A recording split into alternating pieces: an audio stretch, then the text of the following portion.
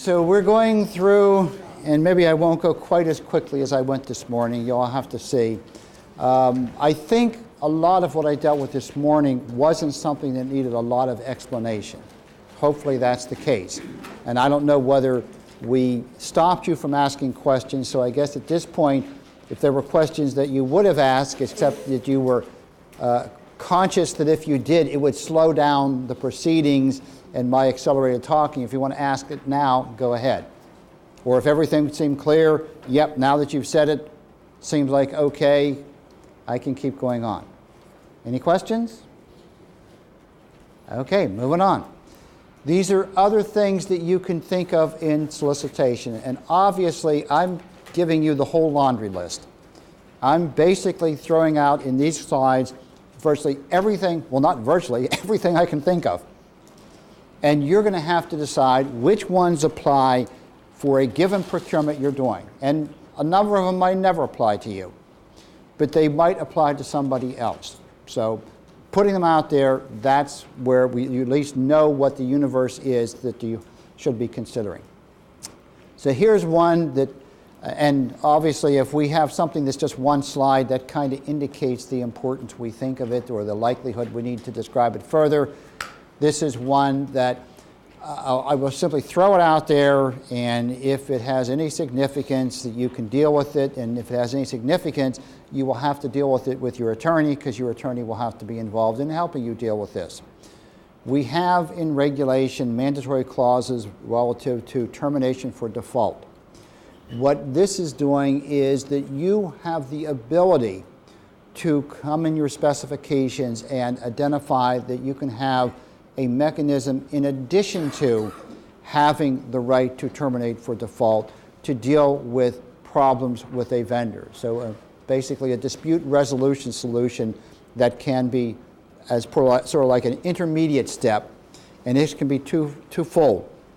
It can be either before you will resort to a default determination or declaration, or that you require the vendor to go through this before they submit a claim.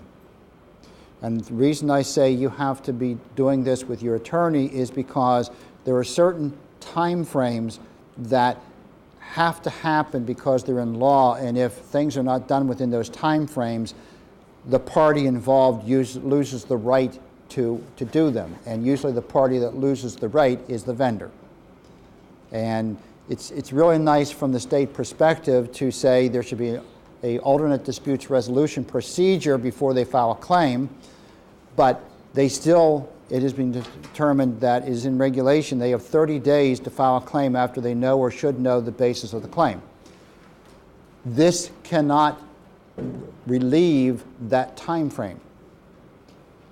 So if they have a dispute, if there's a claim, this has to take place before the 30 days is up, so that if it isn't resolved, the vendor can still avail themselves of their 30-day time frame. Or the attorney has to determine that the 30 days doesn't start until this procedure is over, because it isn't until this procedure is over that they really know whether they have a claim, a basis to continue. But your attorney is going to have to tell you whether it's the 30 days from the original identification of the problem that prevails, or the 30 days from, let's say, the lack of an alternate resolution to it before the 30 days kicks in. And for a vendor, it makes a whole lot of difference, because if they do not meet the time frame, they are barred from submitting the claim. So we can say, okay, we'll go through this process. They missed the 30 days, and they say, gee, sorry, you missed the 30 days, can't file the claim now. And the vendor won't be happy over that. Yeah, that is not fair. We shouldn't do things that are devious, that we know are not proper, just like we don't expect vendors to do things that are improper. We shouldn't do things that are improper. So this, just to go over this, aside from the normal clause concerning claims, there should be a procedure specific to resolve issues, specified to resolve, should there be a procedure specified to resolve issues without either party resorting to a claim, i.e. mediation. Will such procedures be mandatory, binding, or permissive only if both parties agree? Must both parties abide by the decision reached through the process, i.e. is it arbitration? but any such provision cannot eliminate the rights of the state under the mandatory default, etc. clauses. So that's as much as I'm going to say on this, because I have never seen such a situation. I did one time propose it to an agency, and they didn't laugh at me, but they also rejected it the moment they read it. And since it wasn't something that I was going by law or regulation, they didn't want to use it, they didn't have to use it. But I remembered that they didn't like it. What's the old advertisement? It's not nice to fool Mother Nature. I'm not Mother Nature, but I'm some other person. Okay. Additional things to consider when writing specifications. Where the work is to be done. And this may seem obvious, but sometimes it isn't.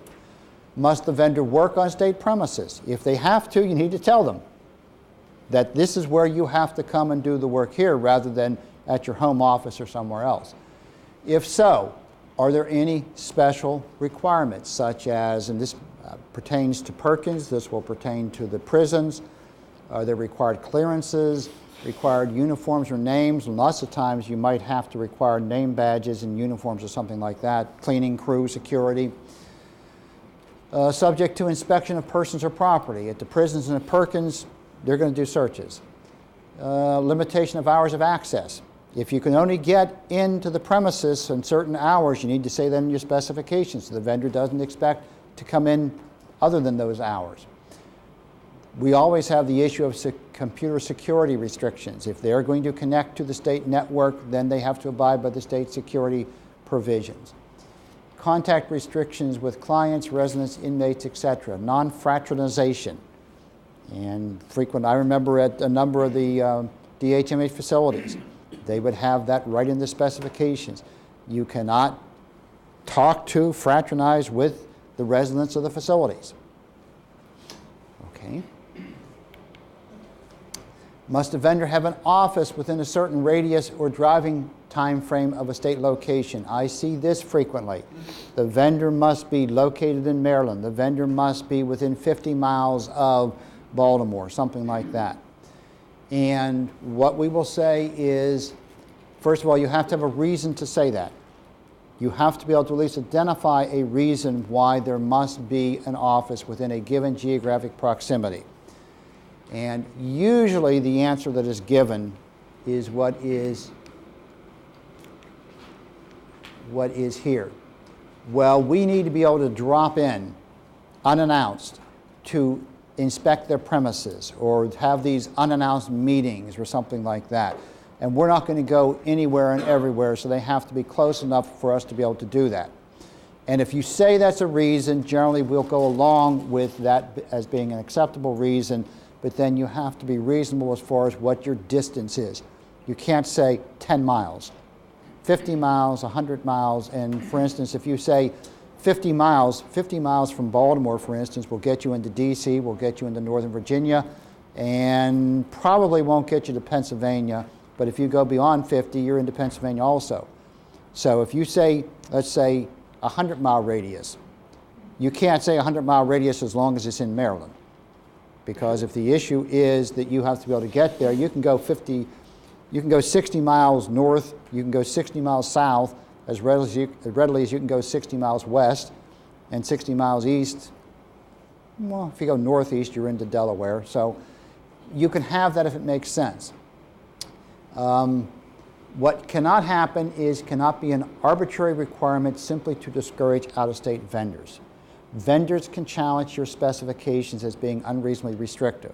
If they challenge a location requirement, you need to have a good reason, and if you don't have a good reason, you'll lose that challenge. And since we at DBM are supposed to be the final decider of the appropriateness of your specifications if they are for services, if you can't give us a good reason why you're saying these office requirements, where they're supposed to be located, we'll tell you to change it. And I know we're supposed to come up with in-state vendors, but there's certain ways to do it and there's certain ways not to do it. And an arbitrary, you must be located here specification is the wrong way to do it. Must a vendor have a location in a specified political jurisdiction to serve residents of that jurisdiction? Now, this is a different scenario. if you're awarding a contract to serve the residents of Baltimore City, well, you have to be located in Baltimore City.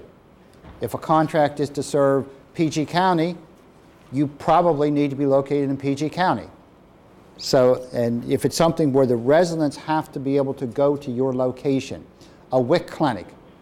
We have WIC clinics in PG County. We have WIC clinics in Montgomery County, WIC clinics in Baltimore City. They have to be located in an area being served. That's just logical, so you can specify that. But if you're doing that, you should think of these other considerations. Does it need to be accessible to public transportation? Must it be centrally located versus 200 feet within the boundary before it goes into Baltimore County or Anne Arundel County, et cetera? Must it have parking spaces? Must it have a minimum size? Think of what characteristics you want to say, even if you have such a location. And again, maybe you don't specify exactly the size or something like that, but you might say must be of an adequate size to accommodate X number of clients, and then you have them identify in their proposal how large it's going to be, and you can evaluate whether that seems to be adequate. So that was work location. Ownership, intellectual property. So we're going to deal with two types of ownership. The first is intellectual property, which means software, something of that nature. Who owns the product? And this is something you need to think about, because lots of times I have seen situations where we have paid a vendor to develop a software program, but because there was nothing in the specifications that said who owned the software program, the vendor said they had the right to go out and sell that to other states and governments, to lease it to them, whatever, without giving us a cent for it, because they were claiming they gave us what we paid for, that program to work in an environment, but nothing said that it was our exclusive property, and so we had a dispute over whether they could use it and sell it versus we owned it. So you don't want to have that. You want to specify. If we're paying you to do the work, we want to own the work you do. The converse to that is if they are going to take a program they have pre-existing, that they have already developed, and simply use it in our environment, but it basically is what they developed even before they got to us, we're not going to claim we own that. So you have to consider these things. And in fact, the clause dealing with intellectual property talks about work for hire, a product that is made for us. And so you get into the interpretation of, did they make it for us, or did they have something they already had made and just did a little tweaking so that we could use it? The one way, we own it if they made it for us. The other way, they own it if they tweaked what they already had. Something you need to deal with. Who can use it? Pardon me?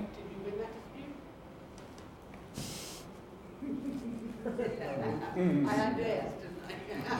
Well, I did not have that dispute. I have seen a dispute, and if you ask me, can I give you the circumstances? No. Because I guess one of the things that I frequently like to say is, not my problem. Didn't happen on my watch. So just the fact that I know it happened means you don't let it happen again on your watch. So, a different issue than who owns it is who can use it.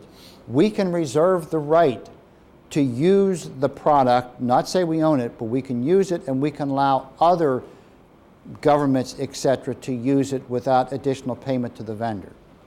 So you'll want to identify these. I don't know to what degree you want to specify this, but you need to think about it and say. Who has the right to allow another party such as the state to use the product? Just sort of said that. Another one, the fourth one, has been an issue in the past. Must the source code be placed by the contractor into an independent escrow account that is accessible to the state in the event of default by the contractor, bankruptcy, etc.? If we don't own it, first of all, if we own it, we want the source code. That's a given. We own it, give us the source code.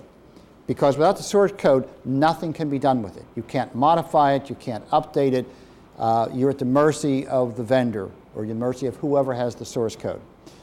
So if we own it, we want the source code if they own it. such as if they own the basic product and they have done customization, but in the future, if we want to do any further work, we need the access to the source code. It's one thing if we say we reserve the right for them to give it to a subsequent contractor, et cetera, and they stay in business. The bigger problem is sometimes some of these smaller firms don't stay in business. And if they got a business and we didn't have the source code, and they're now not in business and we don't have the source code, we are stymied. We cannot do anything with that system we paid for. We cannot update it. We cannot modernize it. We cannot change it to do anything else. We have paid for something we're not getting the full benefit. So this is a requirement for a vendor, and putting it in escrow means there are vendors who specifically do this. They, in complete confidentiality, for a fee, maintain the source codes, and there is very strict agreement between the vendor and the state as to the circumstances in which that holder, escrow holder, can release the source code to the state. And usually those those circumstances are only in the event of a default or a bankruptcy, so that we can get the source code if the worst case scenario happens and the vendor goes out of business overnight and there's no one left to get anything from. Then you go to the entity that's holding the source code. So this is, if you're doing IT and it's IT development, that's something you definitely want to consider. And they do. They have this as standard terminology, but you need to think about it. Now they do. Well, you always learn things by having things go wrong the first time. And that's not a problem. Doing something the first time, part of the issue is you're going to learn what works and what doesn't work. The most important thing is you first of all try to do it right the first time. You make your best effort, and then you learn from what worked, or more particularly what didn't work, and don't have the same thing happen again. So if you do that, you're going to come out ahead of the game. And I don't know if I said it in this class, but one of the first things I learned many, many years ago, and this has nothing to do with procurement, but it was the definition of an expert. An expert is someone who's made all the mistakes. That's how you became an expert. You know what went wrong, what not to do again. So you can tell other people, don't go through that yourself. And I've been there. I've made the mistakes. A couple times, at least one time I thought I was going to get fired, but I didn't, obviously. I'm still here. Include a clause. Now this is going from intellectual property to physical property. Desks, chairs, file cabinets, whatever you might have. Vehicles, if it has to do with community service providers. Include a clause that states what action the contractor is to take at the end of the contract if the contractor buys any inventoriable equipment with funds received under the contract, such as desks, chairs, computers, to do the work required by the contract. I.e., if we're paying you to do this, do we own what you're buying to do the work for us? And generally, when you're talking about nonprofit organizations, you typically have that in your specs.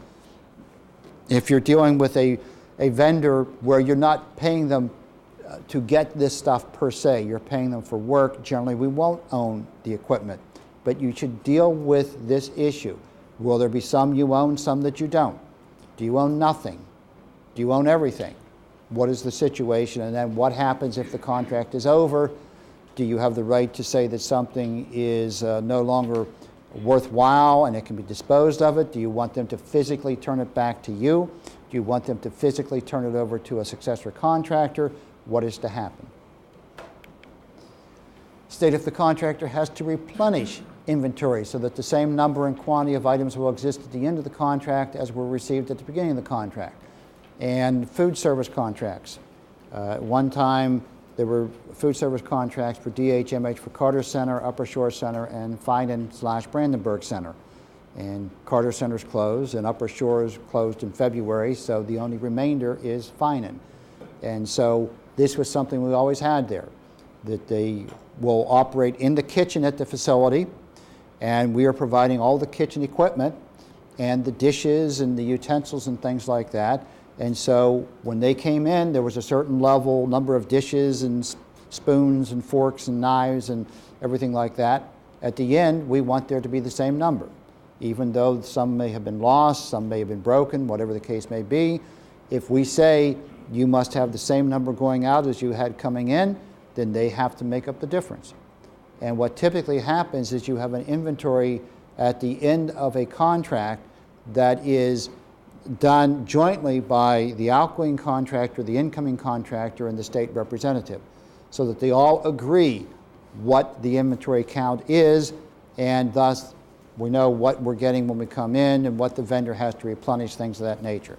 So you need to deal with this issue. You should address whether you're going to provide anything to the vendor. The most typical thing you're going to provide is access and support. You're going to, if they have to give you a report, you're going to take that report and you're going to do something with it, and you're going to turn around and tell them whether it's okay or not okay. Or if they have to do something in conjunction with various people, those people have to be accessible. They can't come to you and say that they haven't been able to do their work because they can't ever get the state people to sit down with them or to answer questions even by phone. So we pledge that there will support. If we're going to provide them with workspace, tell them if we're going to do anything other than workplace space. Are we going to give them the furniture and equipment? Are we going to give them a computer that has access to the state system with the necessary state security policy? Are we going to allow them to use the state phone, etc.? So just identify all this so they know what they have to provide, what they have to cost. And including limitations on premises access, and I checked, and that is on slide 698 now. So if you want to write 698 on that, you can write 698. And if you ever take this class again, which none of you will, well, let me ask a question. Anybody who wants to take this class again? The next time it'll say 698. This has been a moving target. We'll keep nailing down those slides. Do I ever want to teach this class again? That's another question. State-supplied resources. What will the state provide in terms of timeliness of comments to draft reports, timeliness of decisions? I have had situations where vendors say, we have made suggestions to the state. We need to get their decision as to which way they want us to proceed. We can't get anyone to tell us what to do. We can't meet our time frame. We can't meet our objectives, our commitments, because no one will give us a decision. That is not something that a vendor should be complaining about, correctly complaining about. So we should pledge that. We should make sure if we say there will be accessibility, that a structure is in place to give that accessibility. Assurance of cooperation by other state contractors. If they need to do something in coordination with somebody else, we want to be able to say that other vendor will give them what they need when they need it, because we should have a requirement in the other vendor's contract that they will provide such cooperation. So every contract that needs to interact with another contract should have a provision that requires them to cooperate with the other contractors, so that nobody should come and say, not in my specs, pay me extra if you want me to do it. Access to client stakeholders, if that's necessary, we have to be able to give them access to that. Data, records, reports, etc., whatever we will give them. Warranties and maintenance. If you're talking about software systems, if you're talking about equipment, usually you're getting into warranty and maintenance. Equipment, software, for equipment, software, etc., specify separate requirements for warranty, and you can have either a regular warranty or an extended warranty, or you can have a price for a regular and a different price for an extended. If regular is 1 year, you could have extended run to 3 years, something of that nature. Preventative maintenance, repairs, upgrades. So you should have provisions as appropriate for all of these things. For each of the items on the prior slide, make sure the following are clearly stated. How long? How long must they warranty? How long must they provide preventive maintenance? How long must they guarantee they will have the personnel and the equipment to repair it? How frequently will they do upgrades, etc.? And what is covered? It's one thing to say, give us warranty, but you should at least say what is to be covered under that warranty, because one vendor's warranty may not look anything like another vendor's warranty. And so you want to have at least some minimum definition or identification of what is required. Make sure what is clear what is covered under warranty versus maintenance, whether repairs or upgrades are included in either warranty or preventive maintenance, or must have some separate coverage. What actions may invalidate coverage, i.e. if you let any vendor other than personnel of my company come in and touch this piece of equipment, the warranty is voided. So if that's the requirement, then you don't let anyone else touch that equipment but personnel of the vendor.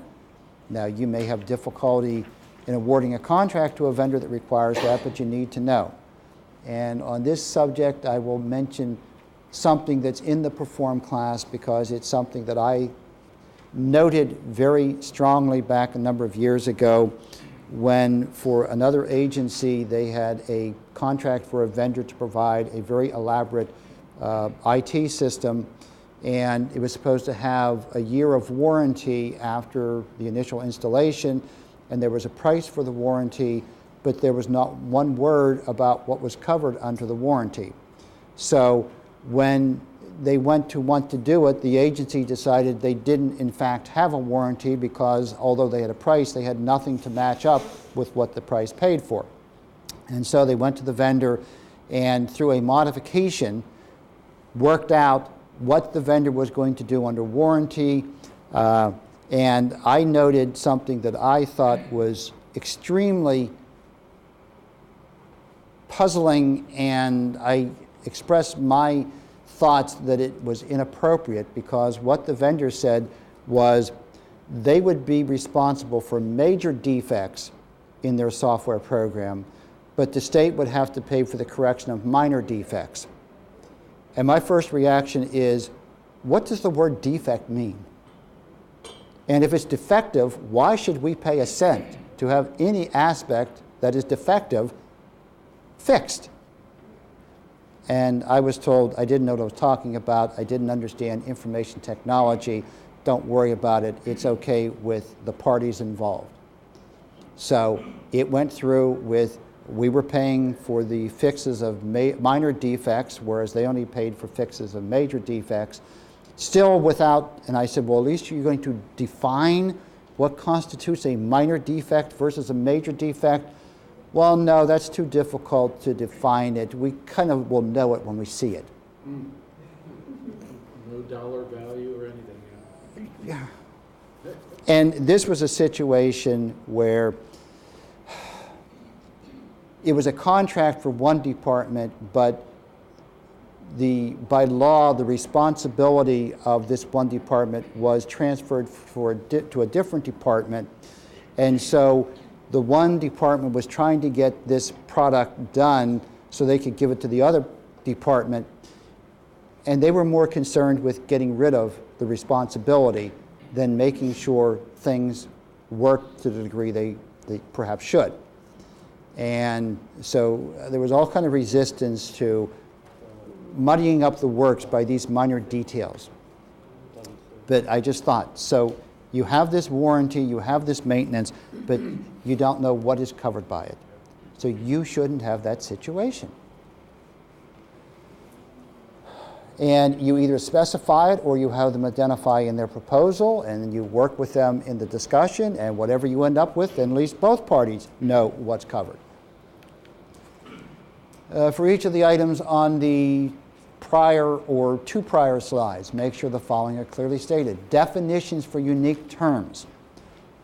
Anytime you have something that you identify that is not abundantly clear, and sometimes I say even don't worry about that, define it anyway. If it is a crucial term, define it. What do you mean by warranty? What do you mean by preventive maintenance? What do you mean by minor defect? Define it. By defining it and putting it in the definition, everybody knows what the standard is, what they're being held to. If you don't define it, if you do what I said, I think, on Monday, the old axiom of I don't need to define it because everyone knows what it is, you're running into the potential that when the push gets to shove, everyone won't know what it is. and you're in a claim situation and fighting with your vendor. And that's the last thing you want to do is fight with your vendor to try and get them to perform. Any industry standard. So you either define it or you reference a standard where it already is defined or explained. Cost considerations. You should know for anything whose dime it's on. What is included in the basic price, what is included as additional cost, whether the actual additional cost is to be stated. If it's something that's extra cost, does it have to be stated in the proposal what the extra cost will be, as contrasted to, well, yes, it'll be extra cost, but we don't find out unless we need it, and then they'll tell us what the extra cost is. Obviously, it's better to know up front, but it may not be appropriate in all circumstances to have that, but you should at least try to identify what's included as basic, what is extra, and anything that's extra, get the cost in advance. And what expenses are the state's responsibility? The vendor doesn't provide them even at an extra cost. Any questions on that? I've touched on this briefly. Cooperation with other contractors. This is dealt with extensively in Perform. State that if the contractor is not selected to perform a successor contract, that it must fully cooperate with the incoming contractor to effect a smooth transition transparent to the state. Specify what that means in terms of what information the one vendor has to give to the other vendor, and within what time frame.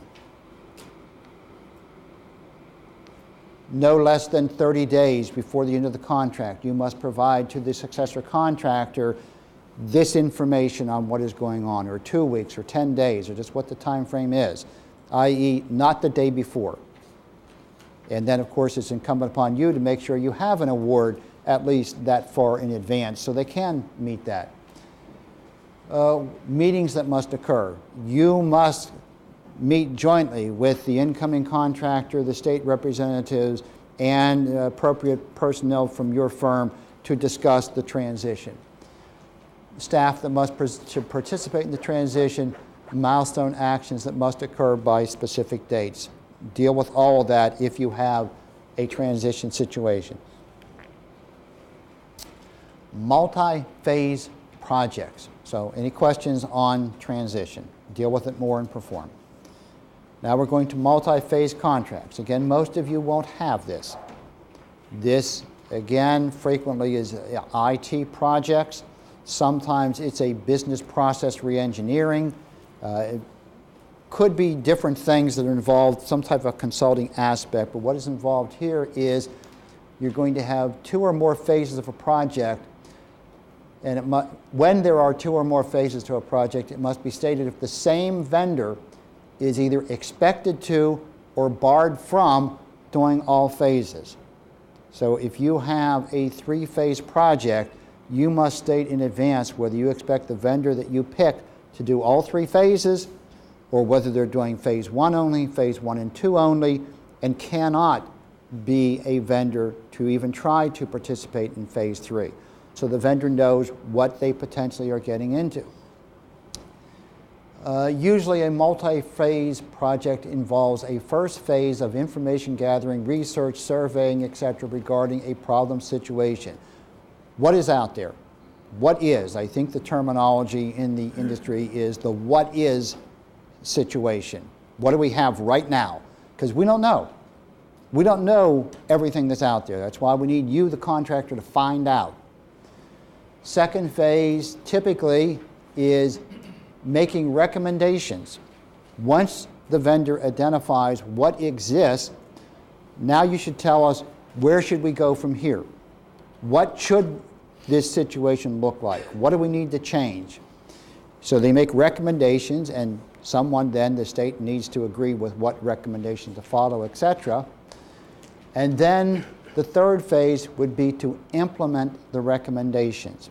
And it's crucial that the vendor knows whether they're doing 1 and 2 only, or 1 only, or versus they're doing 1, 2, and 3. Because different vendors will bid depending upon whether they're getting the whole thing or just part of it.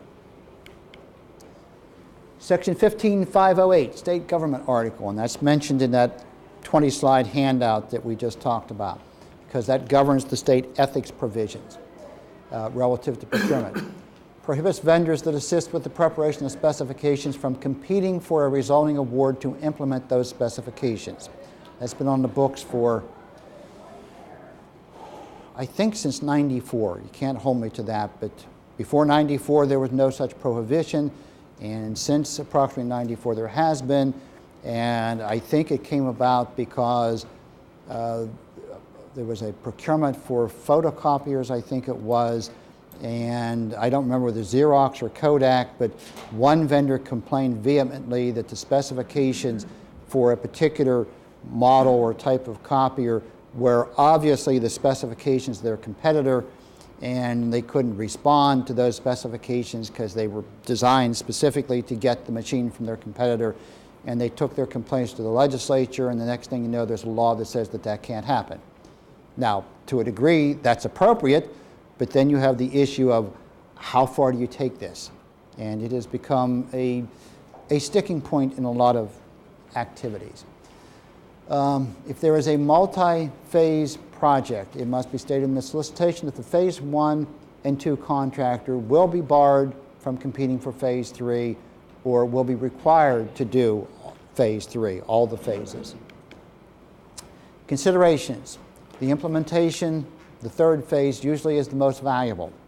I talked about PBIS, that example on the second day that we did a preliminary procurement to get a vendor to go out and find out all the information about human resources systems in the state system and to work up recommendations and then a solicitation to come up with a single unified system. Well, the contract for phase 1 was $2-some million. The expected expense of phase 3, as you might remember, was around $70 million. Big difference between $2 to $3 million versus $70 million. If you want the 70 and you know you can't have either, you have to choose between the first phase or the second phase, I mean either the first contract or the second contract, and you want the 70, you're not going to compete for the 3. So that means vendors will self-opt out of the first stage process if they know they can't go after the whole thing. So that's a consideration. So you have to tell them. If vendors can't compete for the more valuable phase, if they win the earlier phase, they may not submit for the early phase work, which may mean there are no responses if no one wants cut out of the bigger part, or maybe only the smaller, less qualified will go after that because they know they don't have a chance at the bigger one anyway. So that's a risk you have to take. An alternative to simply saying that they can do the first phase is to make it more valuable the way we did in PBIS and the way we're saying here. Take your chances that quality vendors seek the phases 1 and 2 award despite being barred, and that's not the alternative I want to emphasize, but that's one thing you can do. Just take your chances. There's enough out there that they will go after 1 and 2. Or have the vendor doing phases 1 and 2 both do the research and recommendations, prepare the specification for the implementation, and then, which would be the first 2 phases anyway, and then in phase 3, assist with the evaluation of offerers. So they are going to be a technical reference to you for evaluating the vendor's capability to provide what has been specified. You can have them actually monitor, be like an additional contract monitor managing the contractor that's implementing and doing an evaluation. So that makes the first phase contract more valuable and also gives you more resources to help get a good result from the implementation. So those are possibilities. This could spur additional competition for phases 1 and 2. All right, so that's the one way. You're going to have multiple phases. You say one vendor is going to do some of the phases and can't do all of it. You're going to have at minimum 2 different procurements. One for the first phase vendor, one for the second phase vendor. But with a multiple phase project, you can have another approach. And that approach is the same vendor has to do everything. And that's not prohibited if you tell them they have to do it. So they're not preparing specifications for someone else to bid to. They have to implement the specifications that they have prepared, that the vendor has agreed to. And if you choose this way to go, then offerers will be evaluated on their judged ability to do the entire project. So don't just tell me how you can do the initial research. Don't just tell me how you can prepare specifications, but tell me how you're going to be able to implement and the resources you're going to bring to bear and the time frames you're going to do it. And we are going to award based upon the judged ability of vendors to do everything. And then the expectation is they do everything with the caveats on the next slide.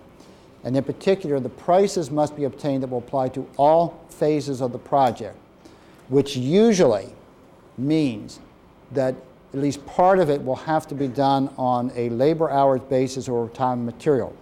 Because if you have to do phase 1 to even figure out what you have to do in phase 2 or 3, you can't give a price for something you don't know in advance what it is you're pricing to. And you have to have some kind of price in advance, and so that price has to be either labor hours or time and material, or some combination that includes labor hours and time and material. All right, I said that. Now, what you're going to do as this type of a project unfolds with a single vendor. An evaluation will be done of the contractor's performance after the first phase, when they did the fact-finding, the what-is scenario. If performance is good, the vendor will be given a notice to proceed to commence the second phase. So the state has the one that's determining when and if you should go forward to do the second phase. If performance is good, okay, starts phase 2. If performance is not good, then, and by not good meaning they can't rectify it, we can't work it out, we just want to end it at this point after phase 1, then you will not give a notice to proceed for the second phase. You will do a new procurement at that point for a vendor to do the second and maybe the third phase, and the vendor who did the first phase cannot compete for that new procurement. And all of this must be stated in the initial solicitation that that will be the case. Yes? Should you define the dates that should be notified within a certain amount of time on that one too? Notice to proceed? Well, usually the state does not put limitations on themselves. The notice to proceed is going to come from the state.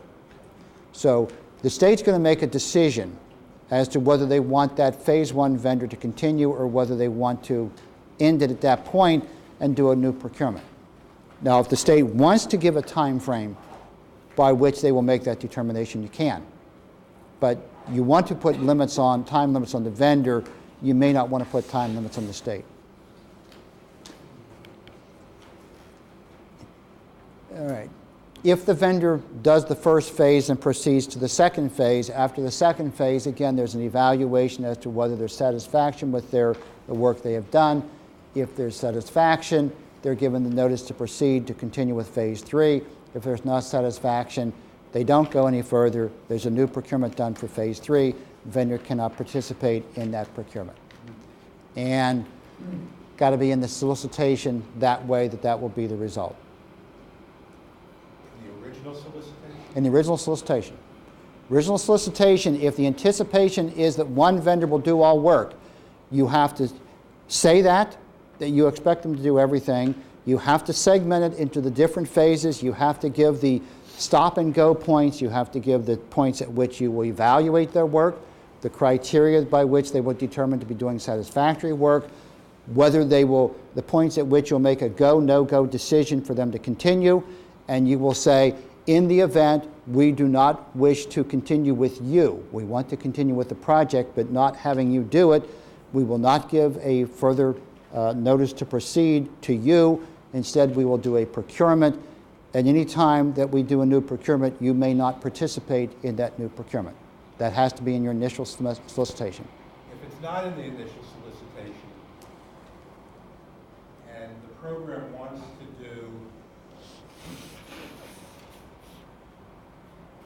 I'm going through this right now. Okay. If it's not in the original solicitation, and the program wants to, and the second and third and fourth phases are options, and they're bid as options. And they don't want to exercise the option, the first option, if they don't want to exercise that work. It's not a time frame, it's a specific work. But they want to put it back out and recompete. Okay. And yet the first vendor doesn't, is not incompetent. They just believe that the delays were caused by the first vendor. The state believes the delays were caused by the first Some in vendor, the state believe that. including the procurement officer? No. Well, that's an important consideration. No, the program believes that the vendor who was a year behind on implementing the first part of this. I think I know what program Yes, you're talking about. yes. So All right. now it's being thought that putting a new solicitation out would be in the best interests of the state, which I disagree with because I think it's only going to increase our price from the first vendor, number one. Number two, it's going to delay us a year additional. But the argument on the other side is that we wouldn't have the same headaches that we had in the first part, which Just new ones?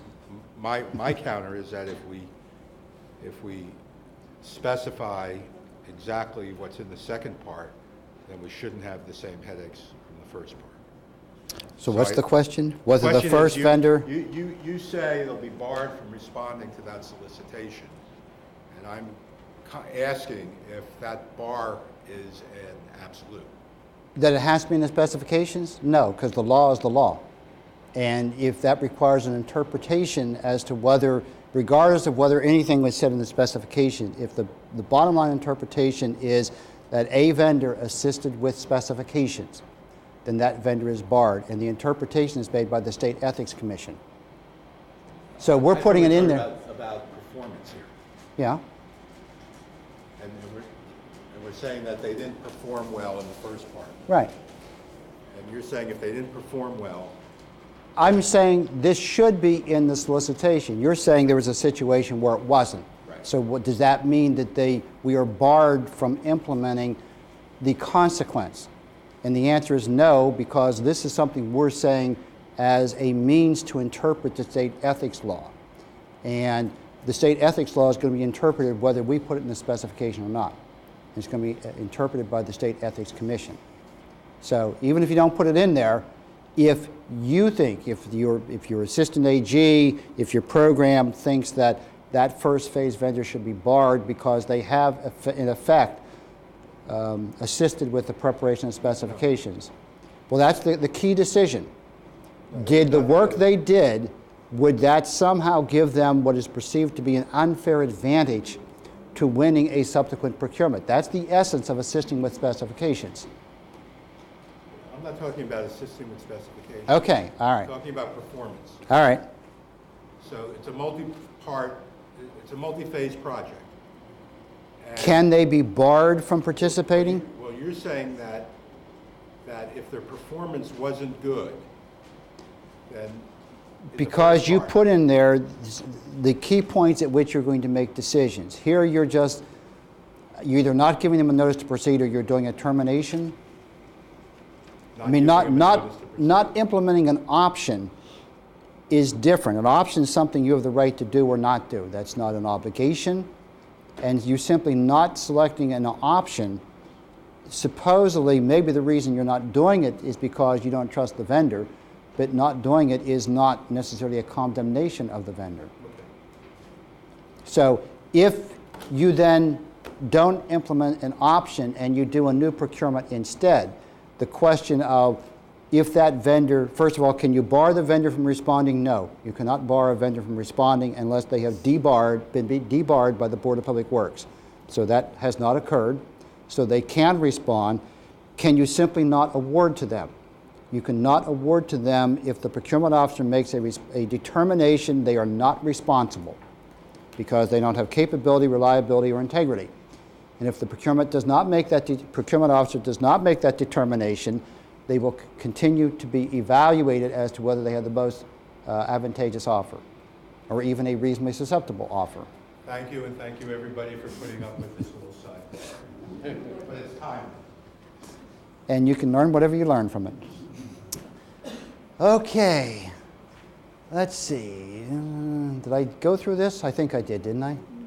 All right, and you say, yeah, we don't want to go through it again.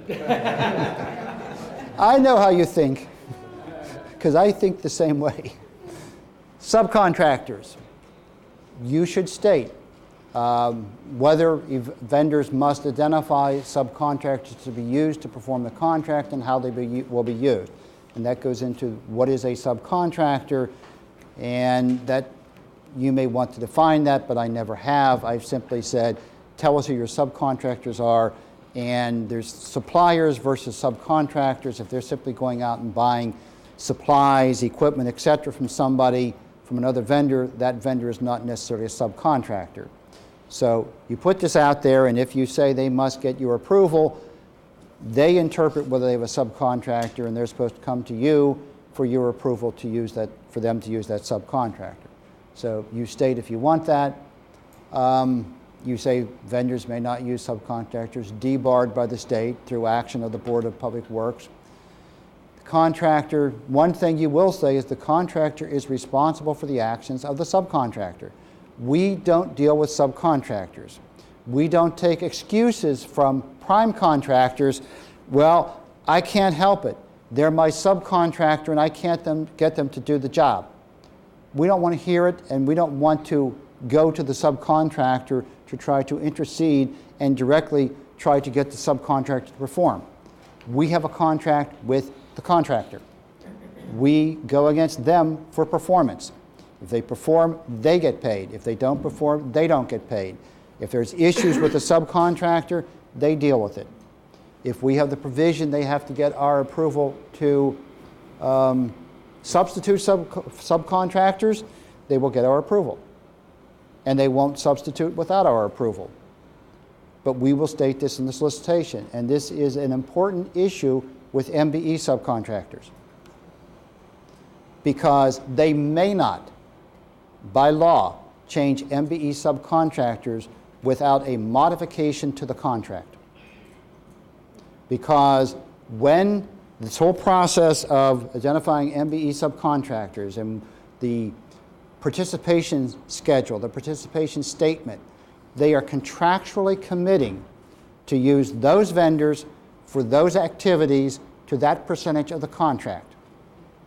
And as long as they make a good faith effort to use those vendors, then even if it doesn't come up to the commitment, they have done what they have committed to do. They do not have the leeway to simply not use MBE subs, to bring in new MBE subs, etc., on their own.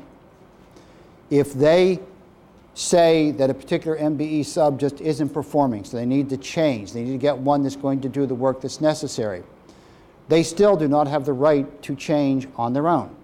They have to come to you, they have to convince you that the MBE sub is not performing. And what you should ask them is, have they told the MBE sub they're not performing?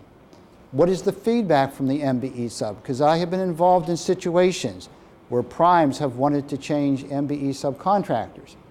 And when you do, for some reason, well, if you do talk to an MBE subcontractor, which in particular the Office of Minority Affairs will get the other side. And lots of times when you get the other side, it's far different than the story you heard from the prime contractor. They never came to me, they never used me, and then because the state was complaining they weren't using me, then they came and wanted me to do something in 2 days. You couldn't do it in 2 days, so they hadn't used me in 6 months, and then they want something done in 2 days. I couldn't do it, and now they don't want to continue with me. And that's my fault? So you need to get both sides of the equation. Usually we will not be involved, but with MBE subcontractors we may have to because of both payment clause and because of the fact that we have to do a contract modification to let them change, and we're not going to allow them to change and agree to the modification unless we are satisfied the rationale is correct. So, You said you have to do a contract modification, contract modification, yes. so if the prime has to change one of their MBE subcontractor because of its non-performance, you said that. Whether not performance or because they find they don't need the subject matter that that vendor was going to perform and they want to bring in another MBE that does something else that they now realize they are going to need. Whichever the scenario is, contract modification. And the next question, which you may or may not ask, but I'm going to answer, is it a material change to the contract? No. Yes. It- No. If you're writing a modification, it has to be, doesn't it? Well, the material change is, first of all, you have two issues. First of all, if it's deemed to be material change, it has to be approved by the Board of Public Works. You don't want to go to the Board of Public Works to change MBE subcontractors. So the interpretation, it is not a material change to the contract. It isn't changing what the vendor prime contractor is supposed to do. It isn't changing, hopefully, the commitment to achieve a certain percentage of the dollar payments by MBE subcontractors. It is just changing the subcontractor that might go into performing that. So that is not a material change. So in that instance, In that instance, keep going.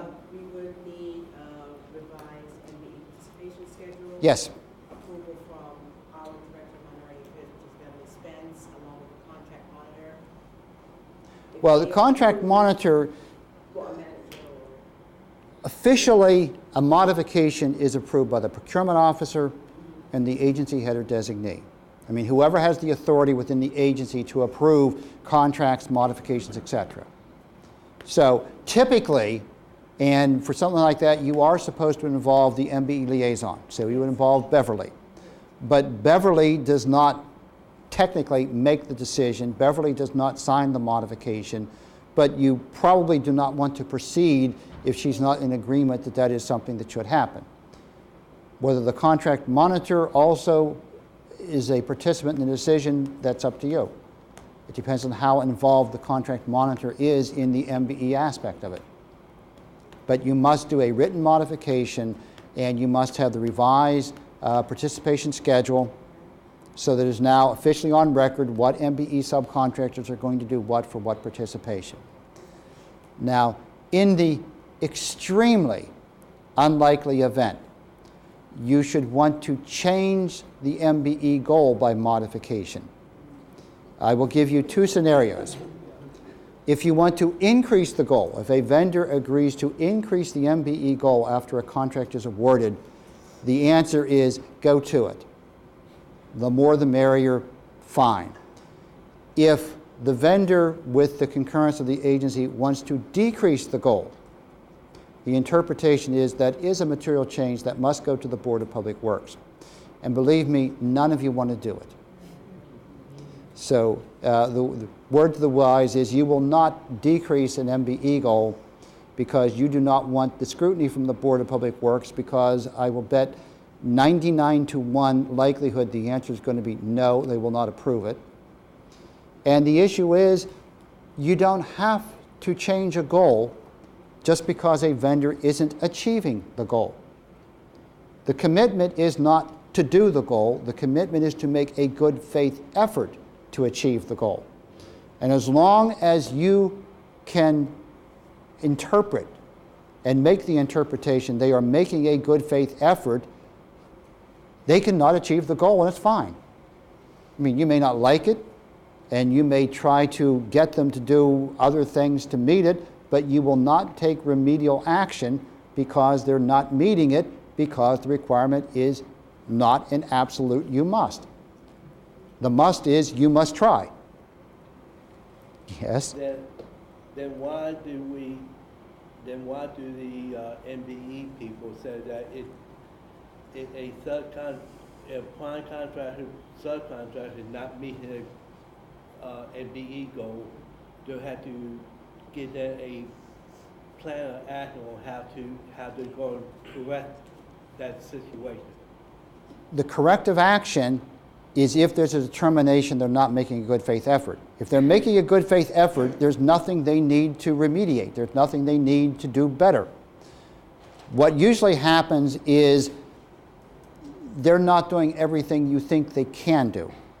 And in particular, if you find out they're doing next to nothing, then you will definitely want a corrective action. Or if there's other things that are more creative that they can do to try to meet it, you can give them a corrective action. But if you agree that doing everything they can, that they're thinking of things even you wouldn't think of, you don't say they have to do anything different. They continue to report, they continue to validate to evidence they're doing the good faith effort, and what they produce as far as the actual expenditure is what they produce.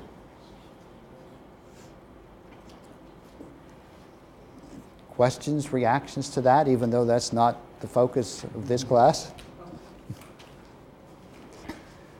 Okay. All right. There will be much more on that in the MBE class that I haven't even started yet.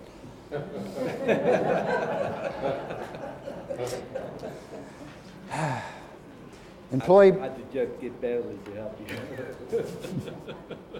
you. She'll probably critique it. Goma will critique it. Let's see, employee background checks. And this does happen at DHMH, that you frequently have this because of the fact that vendors will have contact with clients, residents, certain populations you deal with, etc. So you want to make sure that they are not prone to criminal activities. So by law, background and/or criminal record checks are required for certain contract types. I think if they're dealing with children, they have to have this. I don't know. Sue, can you give specific instances? Sue's not listening. There's times when by law you have to do it. For both contractor and subcontractor employees. This can also be required for sensitive contracts. You should state what the check must include and when the check must be conducted. And in particular, there's 2 times. Before an employee starts work, must you have done the background check and must the check have come back okay before someone can start on the contract. And that is different than, well, yeah, they can start, but within 30 days, for instance, the background check must have been completed. You need to say whether it's before, can be after. If it's after, you need to give a finite time frame. And the issue there is, how long does it take to get a background check? If you have, let's say, a high turnover type industry like security and janitorial, and in security I know this is a routine requirement for guard contracts, etc. Background check, if you can get a background check in 1 day, which some firms can, I think, or in a very short time frame from the state police, then you can require that before they go on the job. But if it's something that requires, let's say, an FBI check might take months.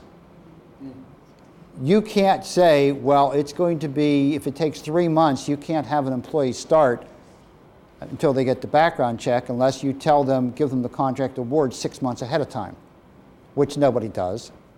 So considerations of what you're requiring. For a criminal check, say if a state police check is sufficient or if an FBI check is required, FBI checks take longer, and you can't do it just because you want to. There are certain circumstances where FBI checks are permitted, and if it's not one of the circumstances that are permitted, they're not permitted. So you have to know whether you're even allowed to require an FBI check. And the difference is state police just check for crimes within Maryland. FBI check for crimes anywhere in the country. So you're getting the national database versus the Maryland-only database. And there are firms which have direct access to the state police database. Whether they can do it in 1 day, 2 days, I'm not sure, but they can do it in very short order for relatively inexpensively. FBI, they don't have direct access. It's got to be requested. It's got to take a long time. It does take more money, so you have to reserve that in more critical situations. But if you have those critical situations, you should have it required in your specs. say what offenses mean automatic prohibition from being used as an employee under the contract versus offenses that may not be a bar subject to state approval. If they have been convicted of murder, grand theft over $50,000, manslaughter, aggravated assault, etc., the answer is no. If they've been convicted of petty larceny, you tell us the circumstance, and if we give the approval, you can use them. If we don't, you can't. And usually you exclude driving offenses, except DUI type driving offenses. So you just identify what is and what isn't. And for any type of check, say if the cost must be borne by the contractor or is billable to the state. And if it's a lot of turnover, you want the vendor to have to pay for it, because you don't want to pay for them going to the state police all the time with constant turnover. You want them to not have turnover. Joe, can I just say one thing?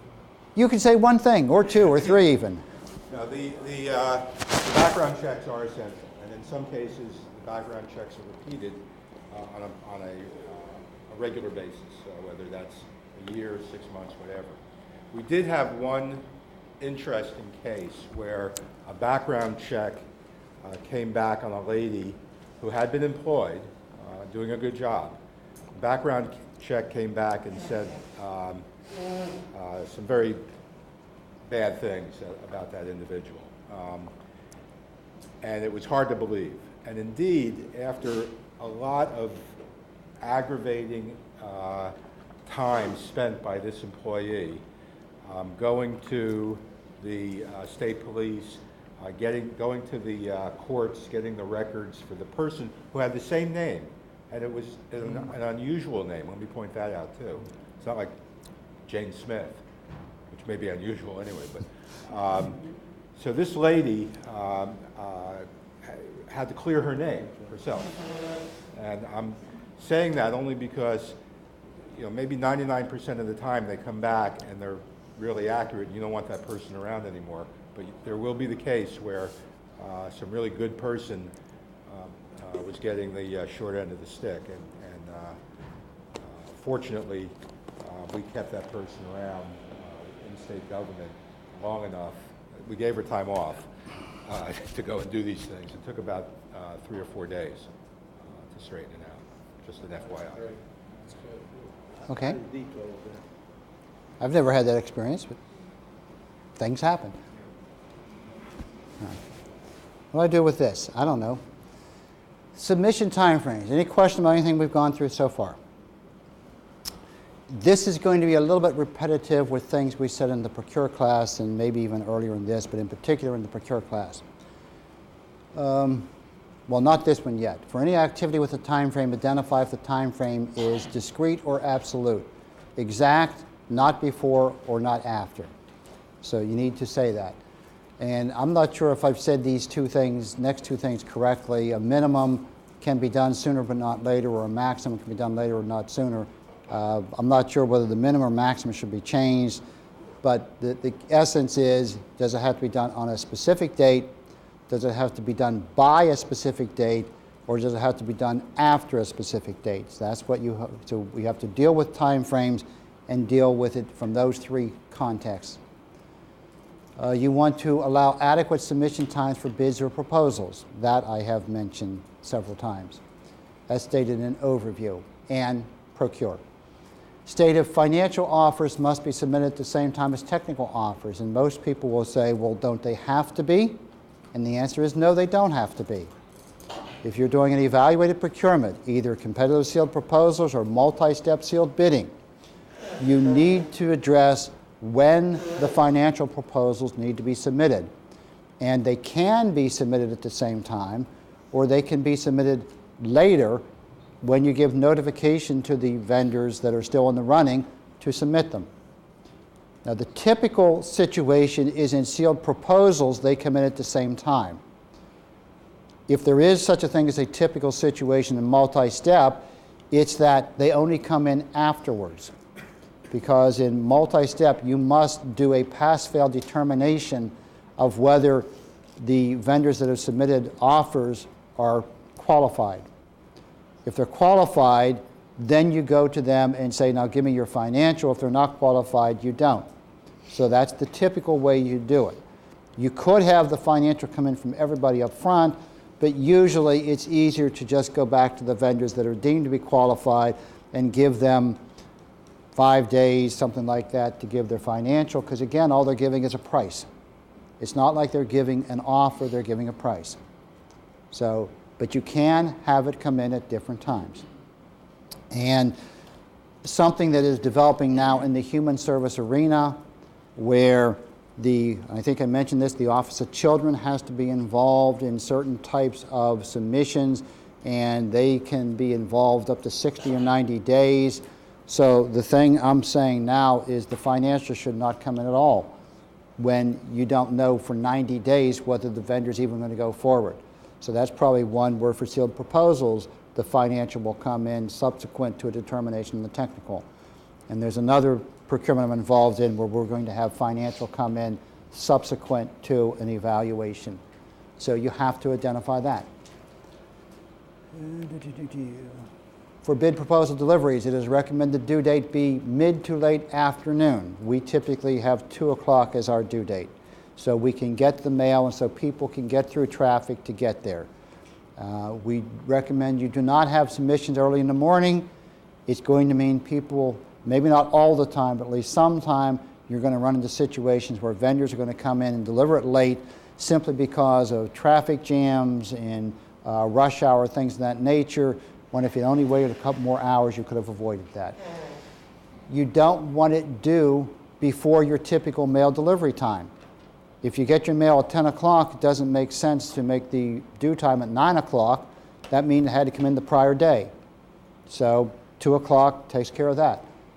Or, and I've done all these, that's why I can say these. I think in the procure class, yes, I am an expert. I think I explained the time I had a submission due the day after Thanksgiving before it became a day we had as a holiday anyway. I'm talking about back in the 80s. And we had the one vendor who sent their proposal 2 days before Thanksgiving, and the vendor never tried to deliver it because they assumed the state was closed the day after Thanksgiving and never even tried. And when it came in on Monday, because of course the day after Thanksgiving is a Friday, came in on Monday, it was late. And the vendor couldn't believe it when I rejected it. Well, what do you mean? I sent it 2 days, and he sent it from Washington, D.C. I sent it 2 days before the due date. How can it not be there?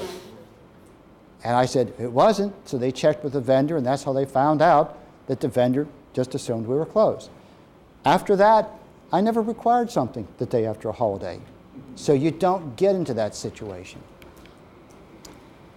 If there is a different location or address for mail delivery versus courier or hand-carried delivery, make sure this fact is noted in the solicitation. In Procure, we did have some exercises on late bid, if you took that class. Ensure that it can be ascertained exactly where a hand-delivered solicitation is to go, by room, by number, etc., by room number, etc. Emphasize any impediments or time issues that might be involved. For example, at a prison, if anyone tries to deliver something, they're going to go through various security checks and various gates and things like that. So don't get there 5 minutes ahead of time and think you're going to get in 5 minutes. It's not like you walk in the front door of this building and go up to the 4th floor in 5 minutes. In a prison, it isn't going to happen. Or if you have a central mail facility that is, let's say you have a campus, University of Maryland. If the mail facility is one place in the campus and where something is to be submitted is a half mile away, there's a time factor there. So let them know that in the solicitation. As mentioned, I mentioned in many of the preceding slides, which actually we haven't because we've now taken this part and put it into a separate class. Specify when the following are due: bonds, insurance, confidential non-disclosure agreements, conflict of interest statements. So when are they due?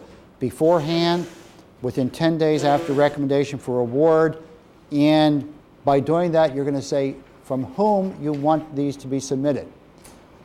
If it's all bidders or offers, obviously it has to come in with the bid or offer. If it's only the winning vendor, then it's going to come in after submission, and the question is how long after submission. And in the procure class, we had an exercise on this that basically said, however long after the award notification comes in, you want it to be before there is an actual award and before the vendor starts the contract. So you're going to get these, and the norm is either 5 or 10 working days after notification of award that the winning vendor submits these things, so that if they don't, you have recourse. And the recourse is going to be discussed in a couple slides. As applicable, specify when the following are due from the contractor. Requests for, permissible adjustments. If we say they can do an adjustment as per the Consumer Price Index, when can they request that? Substitution of personnel. I guess by the 6th day we will give you the actual page and a half of our substitution of personnel clause. Acceptance of deliverables. The whole thing we've been going on over and over. Release of bonds. Release of bonds, because a vendor pays money for the whole duration, they have a bond in effect. And so when something is done, they're going to be pestering you to release the bond so they can stop paying. Excuse me. And payment of retainage. If you retain, which we will go on the 6th day now, what retainage is, they want to know when they're going to get the rest of their money. That needs to be described in your specifications. And in particular, you will describe when they can submit invoices. When they can submit the bill, because what they want is paid. Bernie wants paid for what he's doing in the back of the room, and the sooner the better. It is not recommended. So this is not a time frame. We are suggesting that you do not establish a time frame for pre-submission of questions, a pre-submission question cutoff date in the solicitation. So when I was here, maybe in the last year I was here, I changed away from this, but I can remember situations where it was, what I was taught to do was you always put a question cutoff date. And I can remember a situation where there were a lot of questions coming in on a procurement, and I kept, okay, let's get that cutoff date on. Let's hurry up and get to that cutoff date so I can stop answering all these questions. I can simply say to vendors, the cutoff date is passed, I can't answer any more questions. And I was thinking that was a good thing. And then I went to DBM and I got educated that that is not a good thing. We want questions from vendors. We want to know what the issues are. And even if we get a question the day before a due date, if it's a question that when you read it, you say, that's a good question. I wish they would have asked it 2 weeks ago, but they didn't. I know it now. That has an impact on what people are going to submit. I need to hold things up. I need to answer that question so everyone deals with that now, because I don't want it to affect the award and I don't want it to affect the performance of the contract once there is an award. So that's why you don't have a cutoff date. You encourage vendors to ask questions as soon as possible, and you have the statement that says that this is generic. We have the specific one probably undoubtedly in the template that Gary has, but we say that the procurement officer will make a determination for any question that is submitted. The procurement officer will determine whether he or she can answer the question and provide it to all known vendors who have received the specifications, and have them consider that question and the answer in time for it to impact their solicitation, not their solicitation, their proposal, or their bid, whichever the case may be. As long as the determination of the procurement officer is that there is time to answer the question and allow vendors to take into consideration, the procurement officer will answer the question.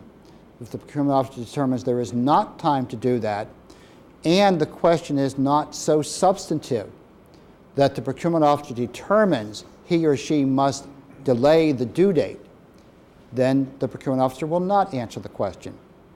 What you're doing is giving the procurement officer the flexibility to decide, based upon an actual question submitted, no matter when it's submitted, what the proper thing to do is. Answer it, not answer it, delay the due date, don't delay the due date, etc.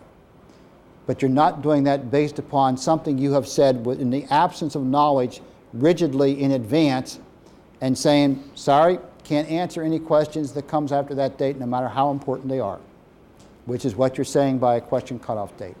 So we do not recommend that. Yes? Question. Based on what you just said, let's say the procurement officer is going to allow a question 2 days prior to the submission date. Said will not allow? Will allow. So the question comes in, And he's going to allow it to be answered. the procurement officer is going to answer it. What happened if when he answered the question, and of course they all had to go out on to all the vendors Right. that are known Right? to submit a proposal. Let's say 3 vendors already submitted the proposal. What If happens vendors then? have already submitted proposals, what you're going to do, it depends on the answer to the question and how substantive it is. What you will typically do is contact those 3 vendors because presumably they've been told, as we will say in the next couple slides, and did say in the procure class, that the identification of the vendor should be on the outside of the envelope, and preferably a contact person should be on the outside of the envelope. So if you've gotten an envelope, you're not supposed to open it, but you know to contact them and say, have you gotten the answer to this question we've just sent you? We have your bid or proposal.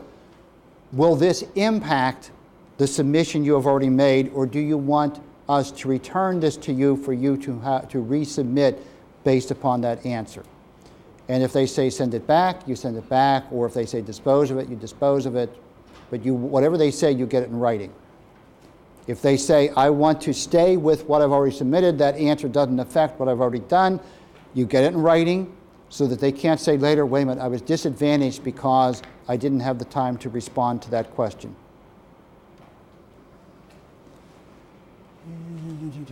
All right, so that. And a vendor can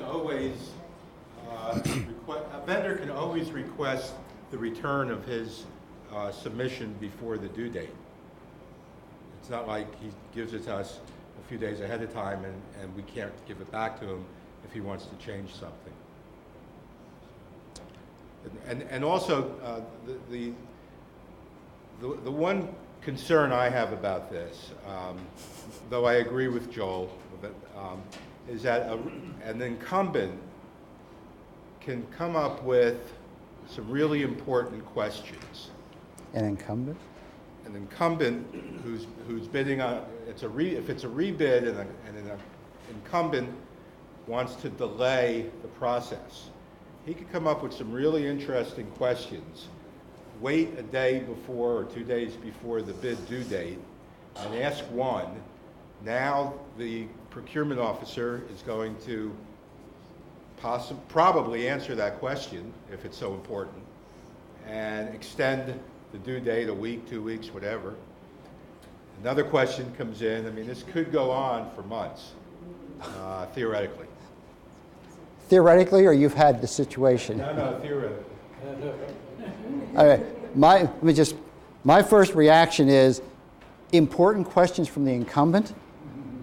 My experience is questions from the incumbent aren't really intended for the answer to go to the incumbent. They're intended for the answer to go to the other vendors to scare them away or to cause them to price higher than they otherwise would. Because the incumbent typically is not the one that needs the answers. So they're playing a game if they come in. But the other side of it is, if it is a substantive question that you think is important for the other vendors to know, and they simply didn't have enough insight to know to ask it, then yes, you need to delay and let the other vendors know. But usually an incumbent's not going to ask those type of questions. I mean, that's my experience. They ask to scare the competition away, especially at pre-bid conferences. I've had them at pre-bid conferences say, I just want to know my fellow competitors here in the audience to be aware of certain facts. And they then tell them supposedly the horror stories, except we try to say, wait, what are you saying here? We don't let them just have free rein to scare away other people. But so I've never experienced what you have said from the standpoint of one a day before, one the next due date from the incumbent. I have had it where vendors who just got the specifications or just started reading the specifications, or now they've read the answer to a prior question and they had another question. I've had that, where it seems like it goes on forever. But the important thing to keep in mind is looking at the question, the answer, the importance of it, and trying to divorce yourself from the time that's involved. If I were 2 years in the future in a contract claim situation or with a contractor that I would prefer I didn't award to begin with, and it's all because I didn't make the right choice at this point in time of answering a question that was substantive, will I want to go in the time machine and come back and answer that question? And if my answer is this is the point that yes, it might get to that, I should answer the question. And you have to make that decision based upon the question at that point in time. It's break time, right? Take a break.